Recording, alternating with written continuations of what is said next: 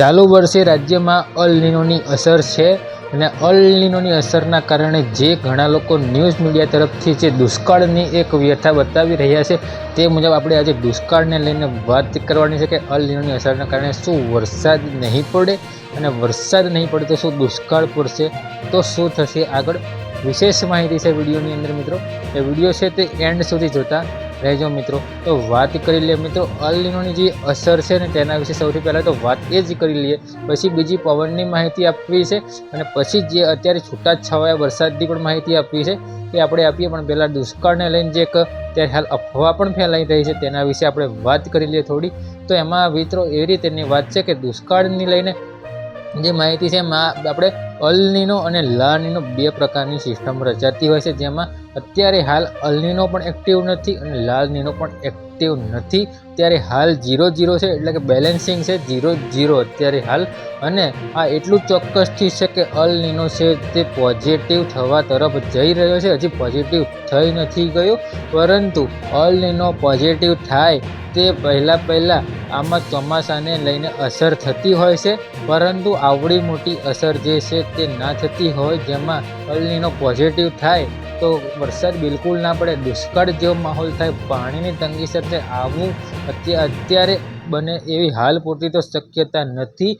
અલ Nino positive થશે તો પણ ગુજરાત રાજ્યની અંદર 80થી લઈને 85% કે 90% સુધીનું જે અમારું અનુમાન છે, 95% સુધીનો વરસાદ છે તે થવાનો છે.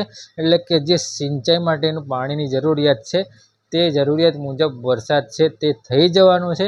એટલે ત્યારે હાલ કોઈ ખેડૂત મિત્રોએ ચિંતા કરવાનો કોઈ જ વિષય નથી.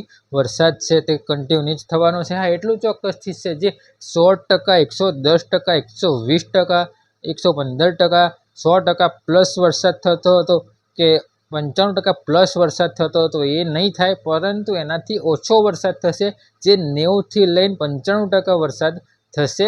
એટલા માટે તો આપણે કેટલાય સમયથી કહેતા આવ્યા છીએ કે વાવણીનો સમય છે, જે 3 તબક્કામાં વાવણી થશે. પ્રથમ તબક્કો, દ્વિતીય તબક્કો અને તૃતીય તબક્કો, એમ 3 તબક્કામાં વાવણી થશે.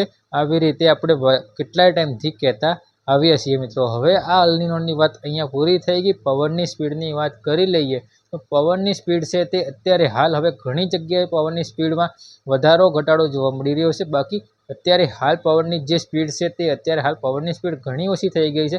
15થી લઈને 22 કે 25 કિલોમીટર પ્રતિ કલાકની ઝડપે પવનની સ્પીડ થઈ ગઈ છે અત્યારે હાલ. અને પવનની સ્પીડમાં હમણાં વધારો થાય કોઈ એવું લાગી તો નથી રહ્યું, પણ તેમ છતાં એવું કોઈ હશે તો મારા તરફથી ચોક્કસથી વિડીયો બનાવીને માહિતી આપવામાં આવશે.